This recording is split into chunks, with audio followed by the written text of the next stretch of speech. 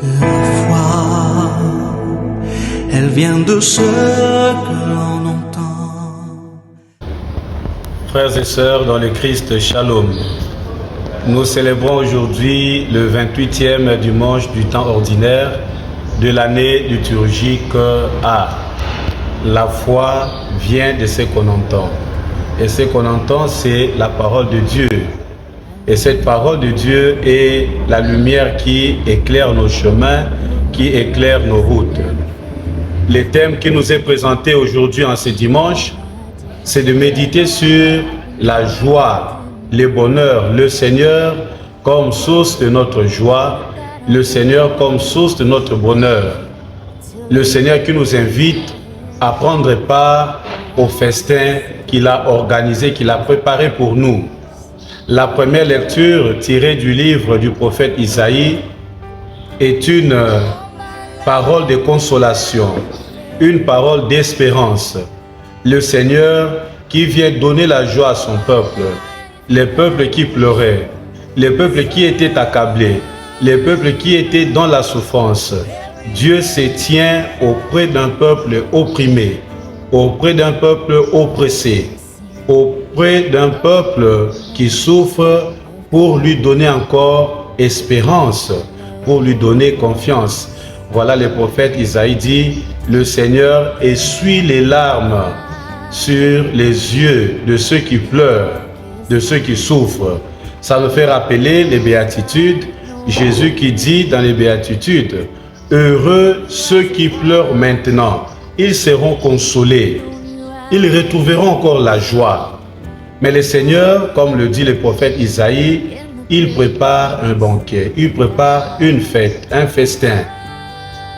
Il prépare la viande, il prépare le vin capiteux pour ses invités. C'est-à-dire, nous qui sommes dans la peine, nous qui sommes dans la souffrance, le Seigneur veut que nous puissions nous réjouir, nous jubiler. La fête est toujours une occasion de joie. La fête est toujours un moment où l'homme exprime ses sentiments de joie, les sentiments de convivence. Donc le Seigneur veut que ses enfants, son peuple ne soit pas dans la tristesse. Voilà les messages clés, les messages importants qui nous est adressés aujourd'hui. Le Seigneur veut que nous vivions dans la joie, nous vivions dans l'espérance, nous vivions dans l'attente de son jour, lui qui vient pour redonner encore à l'homme sa dignité perdue. L'Évangile nous parle du grand festin organisé par un roi qui invite les personnes à y prendre part. Malheureusement, ces invités n'ont pas été disponibles. Ils vont présenter des excuses. Tel dira, voilà, je ne suis pas disponible à cause de ceci, à cause de cela. Ils n'ont pas répondu favorablement. Et cela fait monter la colère de celui qui invite, du roi qui invite. Voilà, c'est une négligence, c'est un sabotage. C'est-à-dire, Dieu nous invite à participer dans sa joie, à participer dans sa divinité, à être avec lui. Sa joie, la joie du Père doit être notre joie. Mais voilà, l'homme se trouve des astuces. L'homme trouve une autre voie, un autre chemin pour éviter l'appel de Dieu, pour éviter l'invitation de Dieu. Il nous arrive, chers frères et sœurs, de trouver des excuses pour aller à l'église. Les dimanches, comme le psalmiste le dit, voici le jour que fit le Seigneur, qu'il soit pour nous jour de fête et de joie. Les dimanches, c'est pour nous un jour de fête. Les dimanches, c'est pour nous un jour de la rencontre. Le jour où nous allons vers la maison de Dieu pour célébrer les merveilles, pour célébrer les dons de la vie et pour lui dire merci pour tous ses bienfaits. Alors, beaucoup d'entre nous, nous considérons les dimanches comme jour de repos.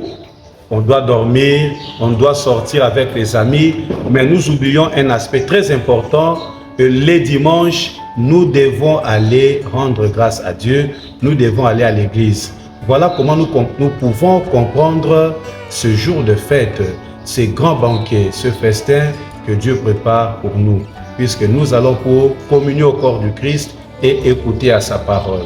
C'est déjà un avant-goût de la grande rencontre, le grand rassemblement qui aura lieu au ciel entre Dieu et tout son peuple et tous ses enfants. Voilà finalement, ce roi qui a organisé la fête demande à ses invités d'aller dans le carrefour et de faire venir les gens qu'on va rencontrer en chemin. Et tous ces gens-là sont venus dans la salle de fête et ils trouvent un convive. Un des convives n'avait pas l'habit de noces, l'habit de fête, et il a été mis à l'extérieur. Ça nous étonne à des fois. Pourquoi cet homme qu'on a trouvé en cours de route, qui n'a rien fait, mais le chef ou le maître dit « tu n'es pas en habit de noces ». L'habit de noces ici, ce sont nos actes de chaque jour, ce sont des bons actes que nous posons. Ces actes-là sont pour nous une invitation, sont pour nous le droit d'accès dans cette grande salle de banquet, dans cette grande salle de fête, c'est-à-dire là où nous allons nous asseoir avec le maître. Pour participer au banquet de Dieu, nous devons faire du bien. C'est comme dans la parabole du jugement dernier, Jésus dit « Venez les bénis de mon Père, recevez en héritage le royaume qui vous a été préparé depuis les débuts du monde. » C'est une récompense aux justes, c'est une récompense à ceux et celles qui s'efforcent à faire du bien, qui s'efforcent à s'occuper des autres, qui s'efforcent à être là où Dieu veut qu'ils soient. Et dans la deuxième lecture, chers frères et sœurs, par là que nous allons conclure, Paul dit « Je peux tout en celui qui me fortifie. Je sais vivre dans la peine, je sais vivre dans la souffrance, je sais vivre dans la joie, je sais vivre avec le peu, mais je sais aussi vivre avec beaucoup. » Voilà une attitude plausible pour le chrétien, puisque nous savons que celui qui tient notre vie ne nous laissera pas dans la souffrance, mais il nous partagera sa joie. Dieu veut que l'homme soit toujours debout, l'homme soit joyeux et l'homme soit épanoui. Voilà mes frères et sœurs, venons auprès de lui. Bon dimanche à nous tous, à vous tous bien entendu, et que la bénédiction de Dieu repose sans cesse sur vous, lui qui est le Père, le Fils et le Saint-Esprit. Amen. Bon dimanche à tous. And my time has come. Still my soul sings your praise unending.